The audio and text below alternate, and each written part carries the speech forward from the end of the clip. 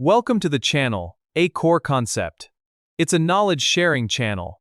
Learn more every day, think deeper, understand clearly, apply smartly, and grow continuously. You know, we live at the bottom of an invisible ocean.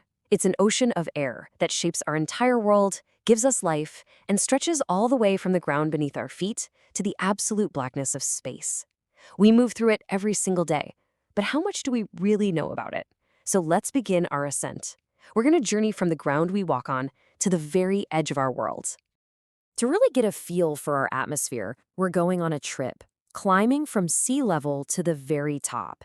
And along the way, we're going to try and answer a question that has fascinated people forever. Where exactly does our planet stop and space actually begin? Okay, first things first. Let's get our bearings right here at the bottom of this ocean. What even is this air that we're all breathing right now? I mean, it feels like nothing, right? But it's actually a super rich and complex mix of gases. Now, this might surprise you, but most of the air we're breathing isn't oxygen. Not even close. About 78% of it is nitrogen, which is a mostly inert gas. The stuff we actually need to live, the oxygen, that's just 21%. And that little 1% left over, well, that's a mix of other gases, and some of them have a huge impact on our planet. And here's the twist. The gases that have the biggest, most dramatic effect on our planet's climate and weather, they're hiding in that tiny, less than 1% slice. We call them trace gases, and believe me, they are incredibly powerful.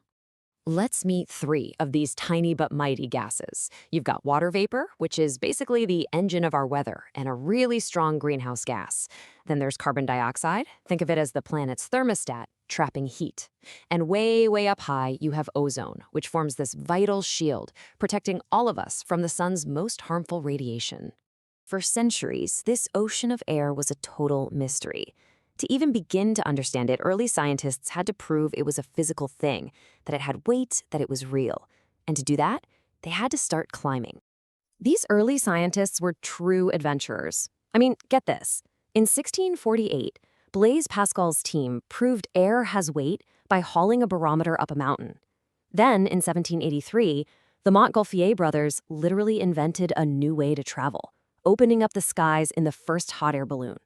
And just a few years after that, Horace de Saussure confirmed that it gets colder the higher you go during a grueling climb up Mont Blanc. These were the very first baby steps. But climbing mountains could only take them so far. To really explore the upper reaches of this ocean, scientists had to become pilots, ascending into an environment that was absolutely not meant for human life. This quote, it just captures the sheer danger of what came next. In 1862, a scientist named James Glaisher and his pilot, Henry Coxwell, went up in a gas balloon to take measurements. They just kept going higher and higher into the freezing, oxygen-starved heights, pushing way past the limits of human survival.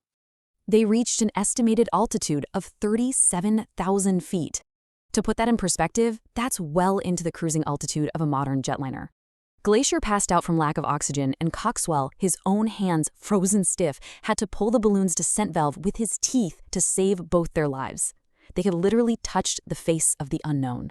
So these daring flights, and later the unmanned balloons that went even higher, they started to uncover a deep puzzle. It turns out the atmosphere wasn't as simple as everyone thought. The temperature didn't just keep getting colder and colder the higher you went. Something else was going on. In fact, the atmosphere is structured in these really distinct layers, almost like a giant layer cake. As we go up, we first travel through the troposphere. That's where we live, where all our weather happens. Above that is the stratosphere, then the mesosphere, and finally, way up, the thermosphere. And each one has its own weird thermal properties. The key concept for understanding this whole thing is something called the lapse rate. Don't worry, it sounds technical, but it's simple. It's just the rate that the temperature changes as you go up.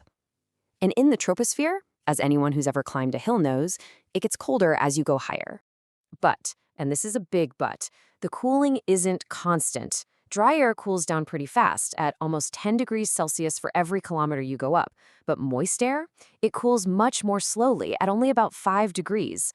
So why the difference? Well, it's because as that water vapor turns into tiny cloud droplets, it releases heat, which warms up the air around it and slows down the whole cooling process. So for a long time, everyone just expected this cooling trend to continue all the way up. Makes sense, right? But around 1902, two scientists working completely separately, Tisserine de Bort in France and Richard Assmann in Germany, sent unmanned balloons high into the sky.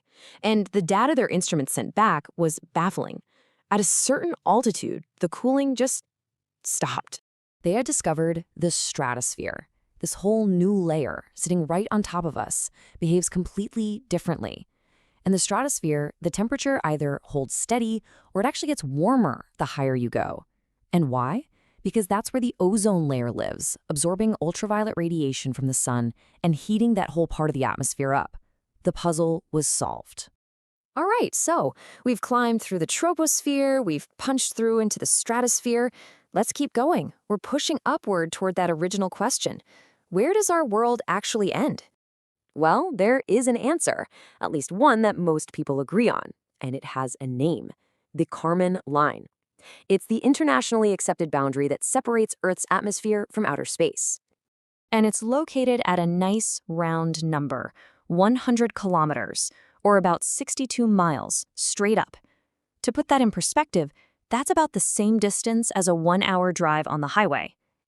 If you could drive straight up.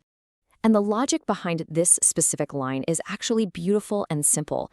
It's the point where the air just becomes too thin for a traditional plane to fly. See, below 100 kilometers, a vehicle uses wings moving through the air to generate lift. But above that line, there just isn't enough air. So a vehicle needs a rocket, something that provides its own propulsion, to get into orbit. It's the physical handover from flying to, well, spaceflight. Okay, so we've made it. From our vantage point here at the Kármán line, let's turn around and look back down at that thin, fragile, beautiful blue line of our invisible ocean. What does our little journey tell us about the impact we're having on it? Well, our impact is undeniable. This chart shows how we've changed the concentration of carbon dioxide. Remember, that's the planet's thermostat. Before the Industrial Revolution, it was sitting at about 280 parts per million. Today, it's over 420. We've literally turned up the heat on our own planet. But this isn't just a story about our negative impact. It's also a story about our potential to fix things.